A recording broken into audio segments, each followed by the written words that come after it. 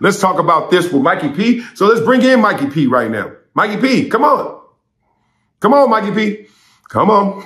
He got stuck in that storm. Mikey P ain't coming right now, but I got his questions right now in honor, in respect of Mikey P. Let's give him some. Mikey P gonna be famous, dog. That's a dope name, and the dude is smart as hell, and he works his ass off. So much love to you, Mikey P. I miss you, big dog.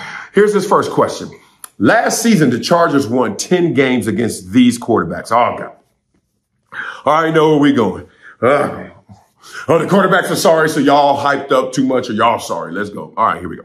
Davis Mills, Marcus Mariota, Jacoby Brissett, Baker Mayfield, yuck. Nick Foles, Russell Wilson, Ryan Tannehill, Kyler Murray, Derek Carr, and Tua Tagovailoa.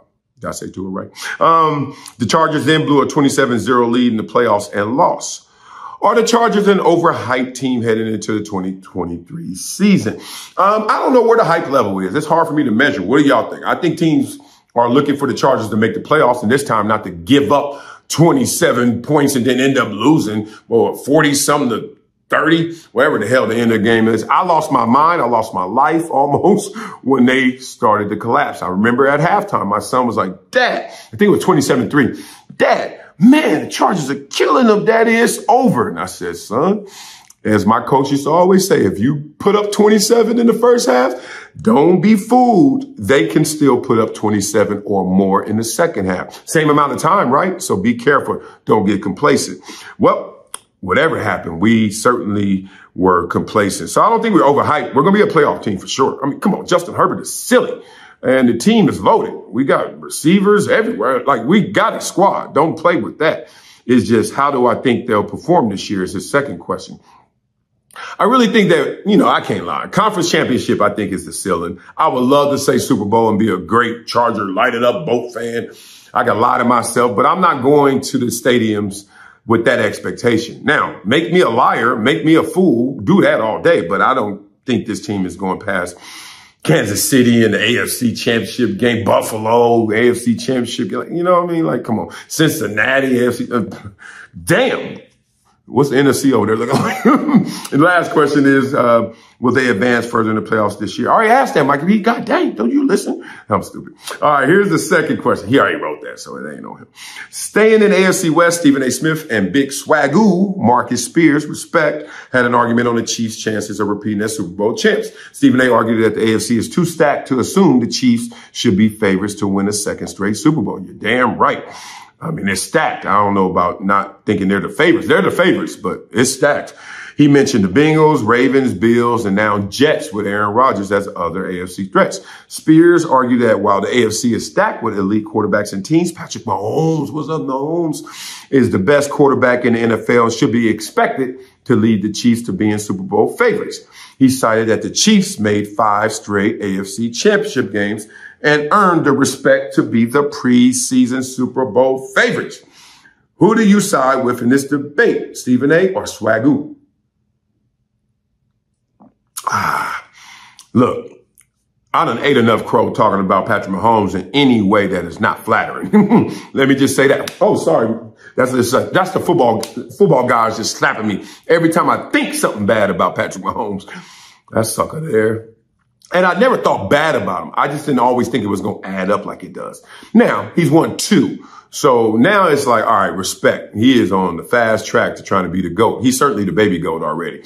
That said, look, will he be stuck at 2 for a while? He could be. His contract is crazy. They're talking about trying to rip it up and restructure it or whatever to trying to get him some more cap space because they're going to hit a wall if they haven't already in terms of roster construction. That said, I am going with the Chiefs. Buffalo, whatever, you got to show it and prove it. So I think we're in this place right now where if we had to put our life on it, we would bet on the Chiefs because it's the safe bet. But being real, if you just had to put some money on it, not your life, you're like, yo, them other teams better. Them other teams look good. Them other teams could be all right. Them other teams are coming, like, right? I think there are more talented teams out there. I think even in the AFC, you could look at Buffalo. You could look at Cincinnati all around. You could look at the Chargers and say, I don't know. But I ain't going to put my life on it. So I'm still going with the Chiefs. I'm with you, Swagoo. Which teams are the biggest threats to take Super Bowl crown from the Chiefs this year? I said them all. I didn't say the Ravens. I should have said the Ravens. But it's a new offense. Who knows how it's going to click, how it's going to take. But if the offense does better, they're not so predictable. And my man Lamar Jackson can stay healthy. Y'all know that's my favorite team that I didn't play for. Woo, I love me some Ravens. Look forward to that. All right, here's his third question. Damn, Mikey P. long-winded. Big trade in the NBA last night involving 3 teams. Celtics received Kristaps Porzingis. Oh, snap. 2023 and 2024 first-round picks. The Grizzlies received Marcus Smart. Wow. And the Wizards received Tyus Jones and a 2023 second-round pick. Woo. Before I even get to his question, excuse me, I hope y'all didn't hear that. No, or that one. What happened to Porzingis? I know he got hurt and then he went to Dallas and then now he's back in Boston. Oh, now he's in Boston. I just thought he was going to be better than this. And he a beast, but I need more Porzingis. I need that unicorn to show up, show out. All right, which team was the biggest winner in the deal? Which team was the biggest loser in the deal? I'll say the Grizzlies, not just because Marcus Smart is a great swap in terms of defensive presence, what they lost from last year, but dude's a vet, and he's a vet with that kind of cred that I think you will look at and see Ja Morant respecting, or at least listening to, or at least saying, okay, there's somebody in here who ain't going to allow all that. Because Ja Morant not only is going to run the room because he's the best player by far, and he's like a superstar, but you need somebody in there who like cuts through all that BS and, you know, cuts out all the trash and all the dumb stuff that's going on and just be like, dog, that ain't ball right there. That ain't ball. You just need a vet to just sit there and say, that ain't ball. And that's it. I think Marcus Smart can just sit there and say, look, dog, you ain't got to be a phony or fake, but you ain't got to be so damn gangster either. You ain't got to be so damn perpetrating, you know, a poser. Just be you, dog. Be you. It's all good. And Marcus Smart, I think with his cred, his presence, I think that will lend itself great to it. So, let's see what happened, man. They had a 3-team trade that was agreed to that fell apart and it involved my Clippers. Sound like they're trying to get rid of Paul George or something in there. Oh, here we go. Oh, let's see. It was Porzingis to the Celtics, Brogdon to the Clippers. Ooh. That was going to be dope. And Marcus Morris to the Wizards, but the deal was nixed because the Clippers were concerned with Brogdon's elbow injury. It's just an elbow. I hit my elbow going down a water slide 2 days ago. It's almost healed already. Look at that right there. Well, that wasn't going to work because Paul George, Brogdon, look at me. I'm all over the place. I'm glad that didn't work. Why?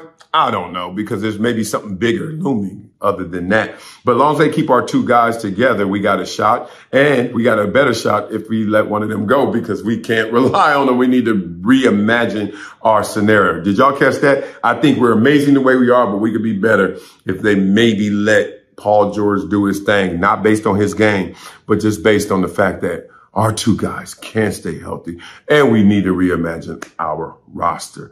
All right, thank you, Mikey P. Get your ass up out of here since you never showed up in the first place, and let's get to our part of the show.